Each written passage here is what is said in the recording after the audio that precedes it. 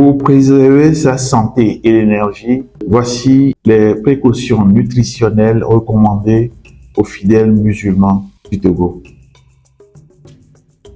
Le repas de l'aube est un repas à ne pas négliger parce que c'est un repas qui aide à prévenir la fatigue, la déshydratation et les hypoglycémies. Donc pour ce repas, il est important de privilégier des aliments rassasiants et à digestion lente, comme les céréales complètes, donc l'avoine, donc le cacahuète, le pain complet, si on peut l'avoir.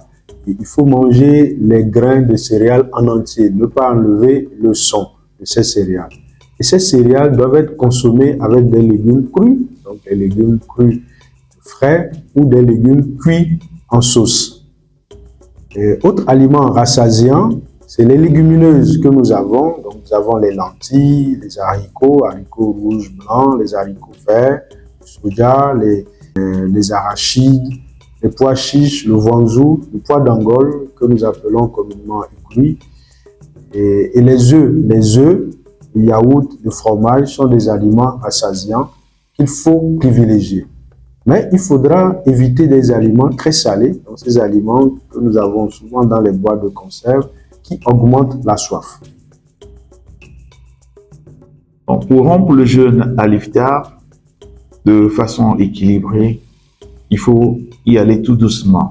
On peut consommer un peu d'eau avec 3 dattes pour ceux qui ne sont pas malades ou un autre fruit frais riche en eau tels que la pastèque, la pomme ou l'orange.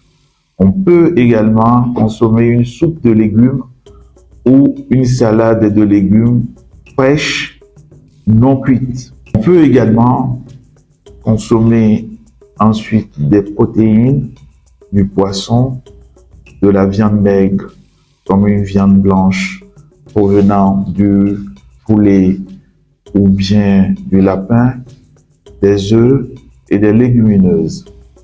On peut ensuite consommer les féculents et ces féculents peuvent être du riz, un petit bol de riz, des pommes de terre, de la pâte de céréales, un peu de foufou, un peu de pain associé toujours aux légumes feuilles cuits en sauce, telles que la sauce d'adémin, du boma, du gombo, des feuilles de baobab, du fontétin et de la loma, ou crus en entrée, c'est-à-dire des légumes crus en entrée.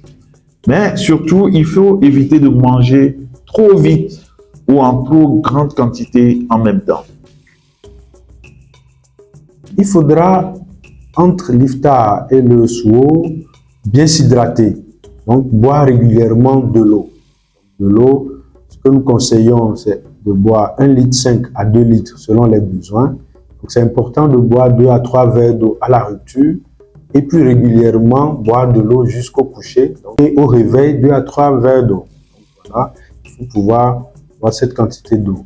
Mais il faudra limiter surtout les boissons sucrées. Toutes ces boissons qui sont faites avec ajout de sucre et même les jus de fruits industriels qui contiennent assez de sucre, c'est des aliments qui sont très sucrés, donc il faut éviter pendant cette période de jeûne. Et le café, le thé en excès, c'est des boissons qui vont faire uriner beaucoup. Et quand on urine beaucoup, le risque, c'est qu'on peut être déshydraté. Donc, il faut favoriser l'eau, les tisanes, les soupes et les fruits riches en eau. Il faut veiller à limiter les aliments gras et sucrés. Les fritures, les pommes frites par exemple, et les pâtisseries traditionnelles, donc il faut y aller tout doucement. Et ces fritures ou ces pâtisseries traditionnelles sont à consommer avec modération. Il faudra également limiter la consommation des fruits secs qui contiennent beaucoup de sucre. C'est les dattes, du raisin sec, des mangues séchées. Il faut y aller tout doucement. Limiter aussi la consommation des huiles végétales à 1 ou 2 cuillères à soupe par repas et par personne. La consommation d'aliments trop gras et de sucre peut entraîner une fatigue, une prise de poids et des troubles digestifs.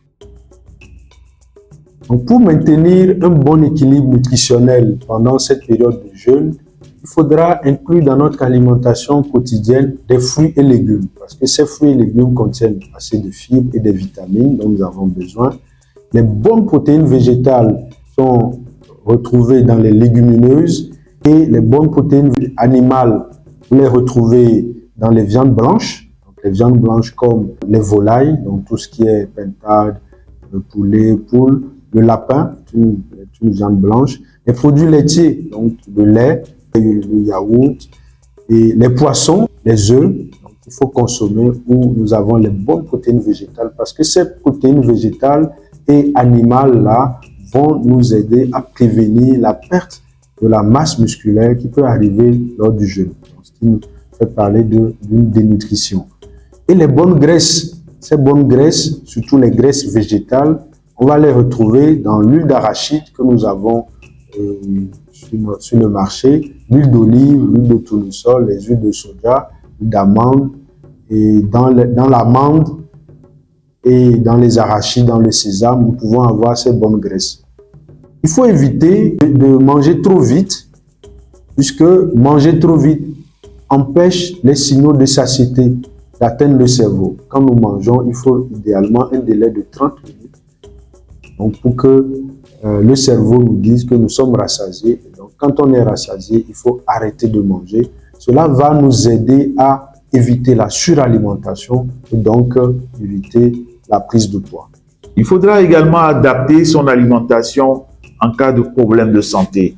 Quand on parle de problèmes de santé, les maladies chroniques comme le diabète, l'hypertension, l'insuffisance rénale, les maladies digestives et les femmes enceintes aussi ou allaitantes aussi sont concernées, où les personnes âgées doivent demander un conseil à un professionnel de santé. Ce qui veut dire que dès l'entame du jeûne, il faudra aller voir son médecin traitant ou un professionnel de santé à proximité.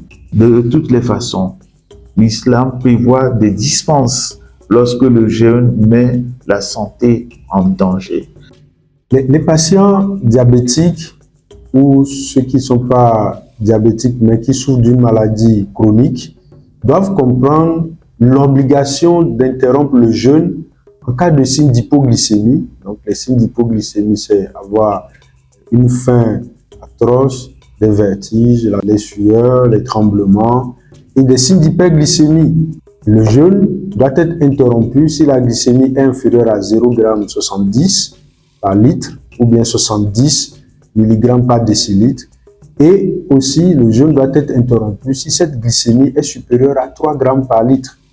Il faudra revoir obligatoirement son traitement antidiabétique avec son médecin traitant et les autres traitements aussi qui sont associés avec le médecin spécialiste ou le médecin qui est en charge de la maladie. Le jeûne, ça veut dire également qu'il faut dormir suffisamment malgré les horaires décalés. C'est-à-dire après la prière du matin, on peut aller au lit, se reposer un peu et se réveiller ou aller au marché ou aller à son travail. Mais également, on peut pratiquer une activité physique légère à modérer, par exemple la marche, avant l'iftar.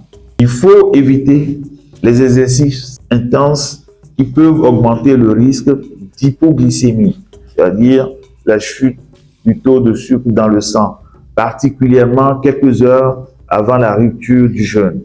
Une activité peut être proposée 2 heures après l'iftar. Une alimentation équilibrée, une alimentation bien hydratée et modérée, répartie intelligemment entre le suhoor et l'iftar, avec une activité physique adaptée, modérée, permettent de vivre le ramadan ou le jeûne du ramadan dans de bonnes conditions physiques et spirituelles. La division de la surveillance des maladies non transmissibles du Togo souhaite à tous nos frères, à toutes nos sœurs et frères musulmans du Togo un bon mois sacré de jeûne du Ramadan, tout en préservant les acquis de notre santé dans le respect strict des mesures et consignes respectées.